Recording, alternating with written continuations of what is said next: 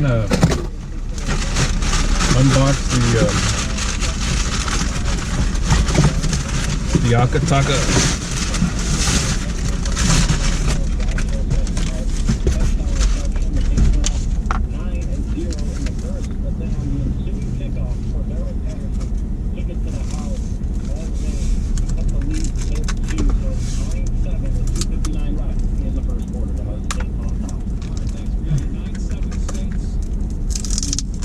This is a retractable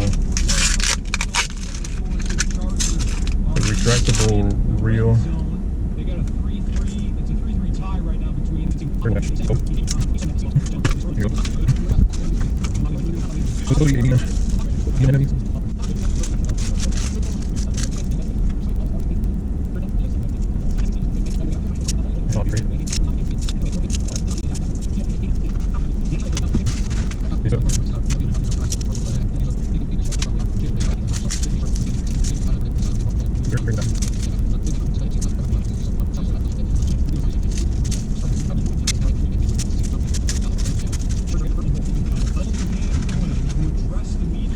So this is a medium heavy, Your standpoint addressing the media. 6 foot How do you evaluate plus. your ability to lead? Do you think you're best serving this team by staying on this coordinator?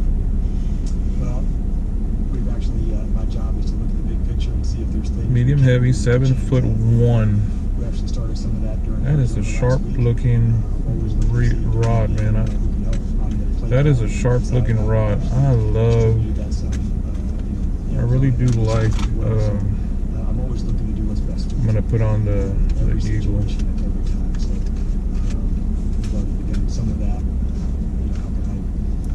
Look at how much beef that has for a telescoping rod right here. Just as a quick follow-up, can you be more specific about that when we did last week or this week?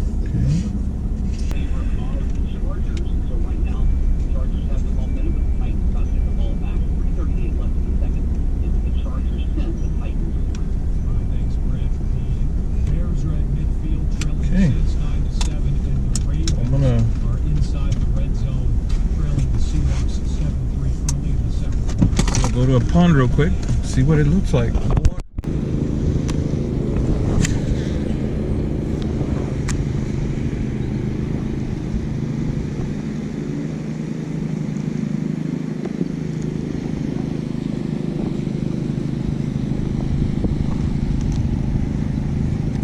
Oh, fish.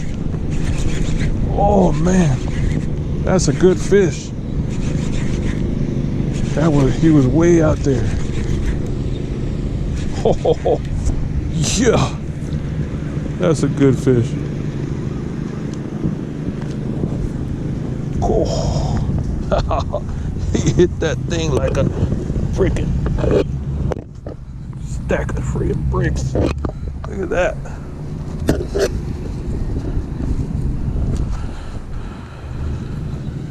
On the retractable. Look at that. Good looking fish. He hit that. I can get one over.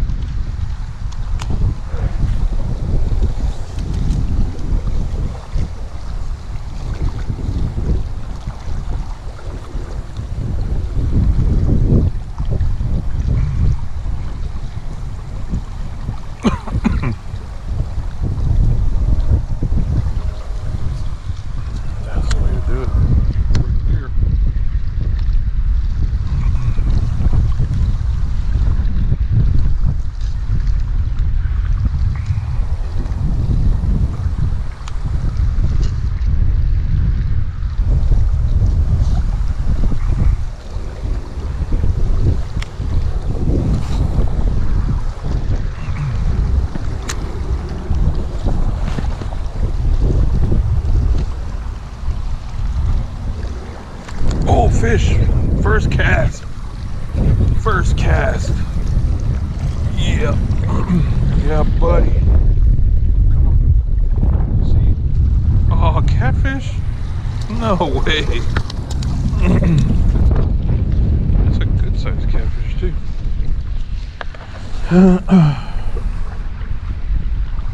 Don't get me, you slime ball.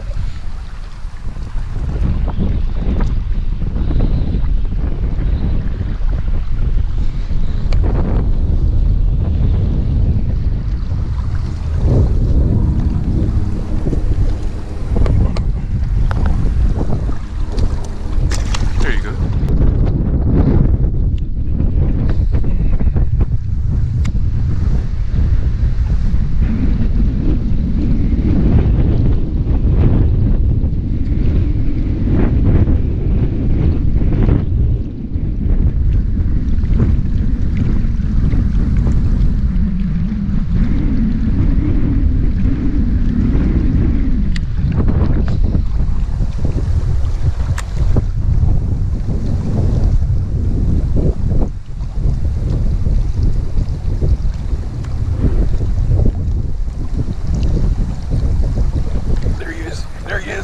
He took off with it.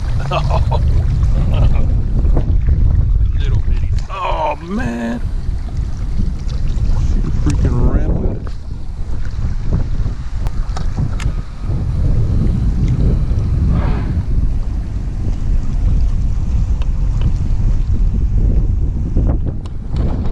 it. Fish. Oh, good one. Oh, that was a good one. That was a good bite. Oh, the chatterbait. Oh yeah. Come here, buddy. Come here, buddy. Oh, that's a good one. That is a good one.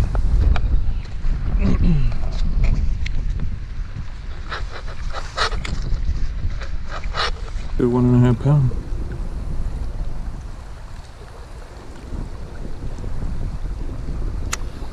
He just jumped on it. Look at that. That's a nice fish. He just freaking creamed it. Just creamed the chatterbait. It kind of stuck or something.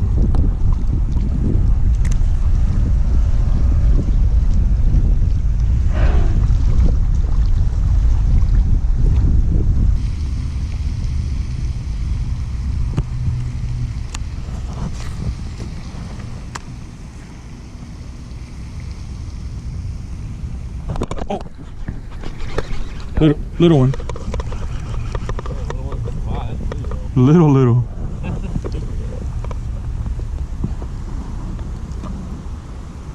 Saw him chasing some shad and I went at him.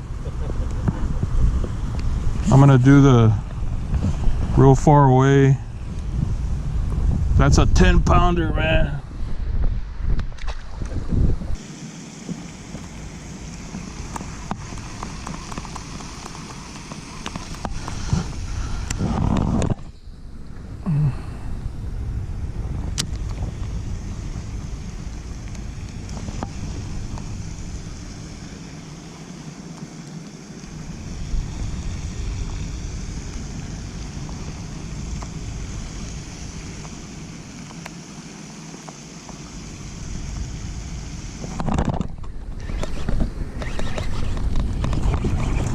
There's one.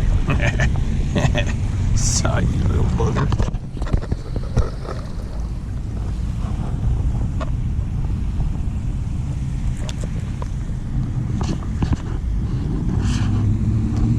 Right on the top of the mouth. Right where you're supposed to.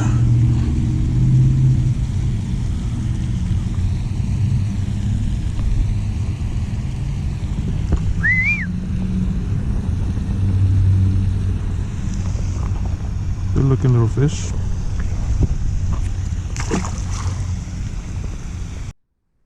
Welcome back to the channel, everyone. For y'all that don't know me, my name is Saul Garza. I'm Big Sal. This episode is going to be a quick review on the Akataka collapsible. It's a 7'1" rod. So the reviews out there were pretty not ugly, but so the reviews that I was looking at on Amazon, you know, it had a weak tip, that it was weak, and Um, so the reviews weren't very good on it. So when I received it, I took a lot of caution about how I was going to fish it, where I was going to fish it. So I put it through the ringer. I put every lure that I could think of, from chatterbaits to half-ounce jigs and creatures and 3/8 and everything that I could, just to see how weak it was. So I caught several fish on it.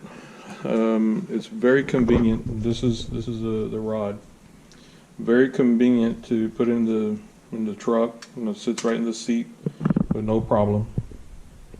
There's several joints. There's several joints that I was very impressed with the construction and how tight the joints are. So this is a medium heavy, 7'1", and it's a 6-piece, 8 to 17 pound, 3/8 to half ounce lures on this one. So I really liked the construction. It has metal, the tightener here. Actually, it feels like some type of composite here, but there's a lot of metal products in here. So when I was looking at the construction, the line guides were really well built, were right in line. When you extend it out, it works really well. I mean, it stays wherever you put it, it's going to stay. And as I used it, I forgot that it was an expandable. So I do fish the Akataka 2-piece rods a lot. I actually was fishing exclusively bass with Akataka. So as I'm extending this rod, I'm looking at, where the construction could be, that could make it weak. And I really don't see any joint that was weak, other than maybe user type error where you tighten it down too much or something like that. So I fished it for several weeks, and I throw it in the truck back and forth. I mean, look at this thing. This is I'm 6'3", so the rod performed really well. I was surprised on how quickly I forgot that it was a 6-piece, just because it casts exactly like their Akataka. So I think I have it in my truck.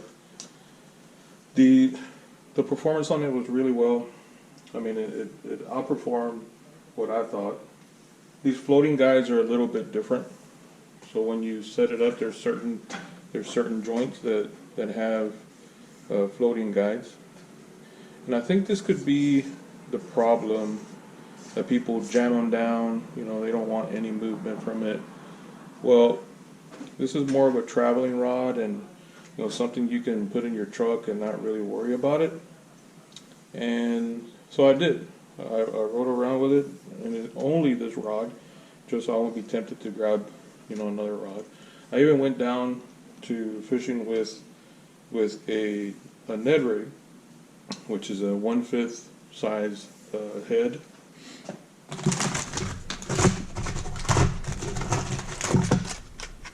So this right here,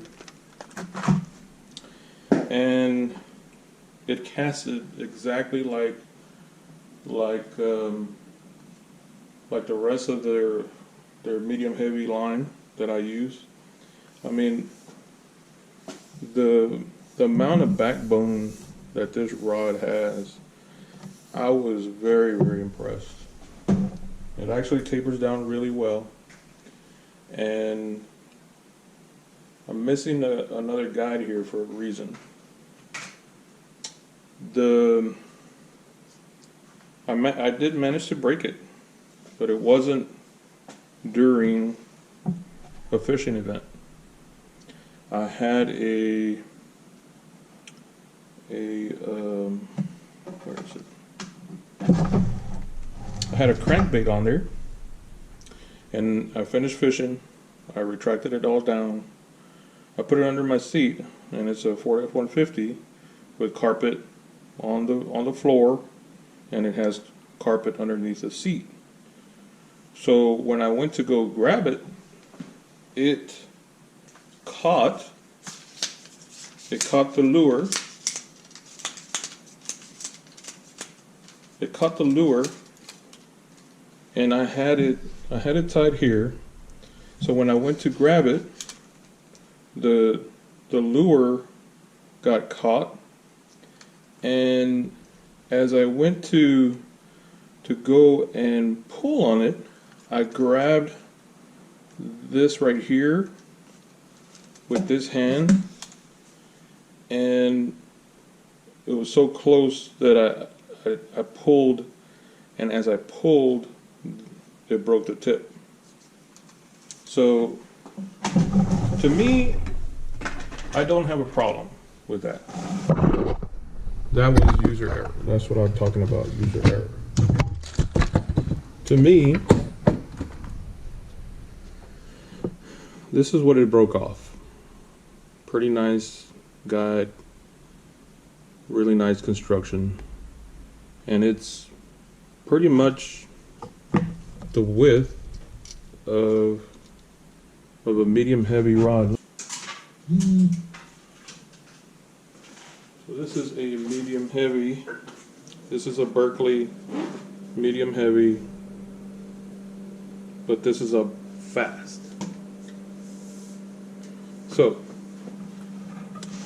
when you look at the size difference here, we are talking a very, very small difference. So I've broken these tips, these Berkeley rods, several times just because of how heavy I fish them, I push them, daily, and they take a beating. The other thing that I did was I went and I grabbed Tsunami tip replacement, and I actually ended up using the 5/64, and I took the rod guide out, the one it was going to end up around right here, so it'll be a little bit too close for me, and I just glued it on, and I'm ready to go.